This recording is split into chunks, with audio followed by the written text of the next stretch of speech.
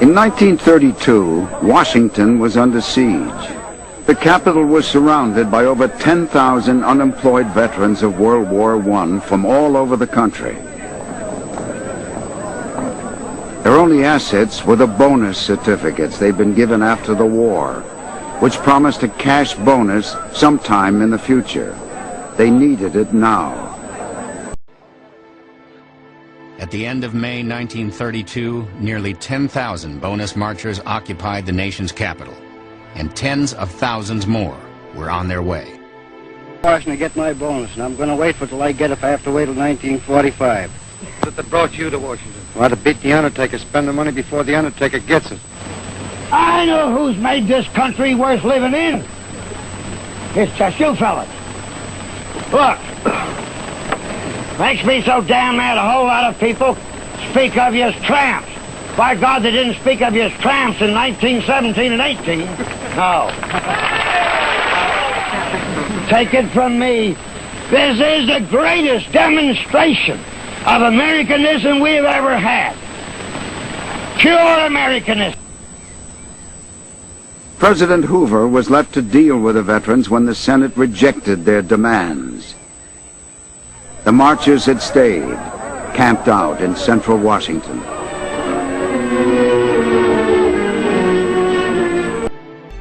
On July 16th, the last day Congress was in session, Washington was on edge. Thousands of angry veterans surrounded the Capitol. Near midnight, the 72nd Congress adjourned. Congressmen left through back doors and underground tunnels to avoid confrontations.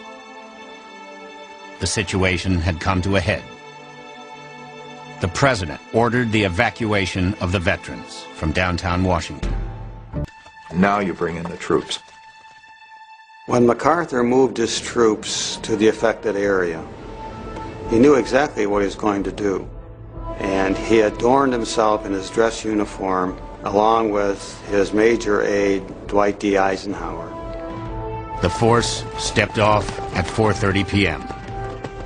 More than 200 cavalrymen spread out across Constitution and Pennsylvania avenues. Behind them came 400 infantrymen, followed up by tanks and armored vehicles. The cavalrymen, one of whom is Major Patton, have got their sabers out.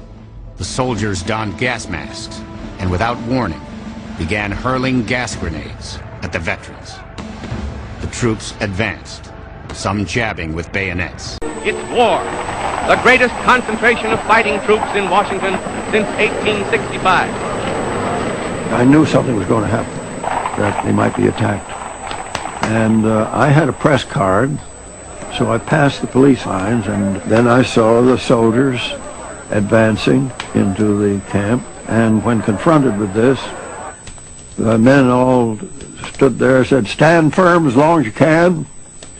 And they started throwing tear gas. The tear gas was just burning my face. I was trailing behind my dad, and he kept hollering, "Come on, boy, come on, boy." Marchers were choking from the gas, just like the battlefields in France. And so they're being forced out of their shacks by smoke bombs and tear gas, hurled by the troops who have been called out by the President of the United States. I'd never seen anything like it. They systematically went down the line, burned up all the tents and all the possessions of the people there. I was thinking of Herbert Hoover when this happened, because his election was in 3 months. I thought this would be the finish of Hoover. The orders of the President must be obeyed, and the roaring flames sound the death knell to the fantastic bonus army. In the shadow of the beautiful dome of the Capitol of the United States of America. The veterans did not believe the country for which they had fought would ignore the plight into which the Depression had placed them. Many did not believe that United States troops would take the field against them.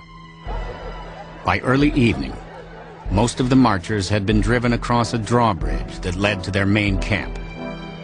The president does not want MacArthur to cross the bridge, and MacArthur disregards the order. Eisenhower later says that he saw this happen. MacArthur says, I cannot bother with pieces of paper during a military operation. And so he crosses the bridge. All through the camp were scenes of panic. My dad says, let's get the hell out of here. The soldiers are going to kill us. Then troops began to set fire to their wooden shacks.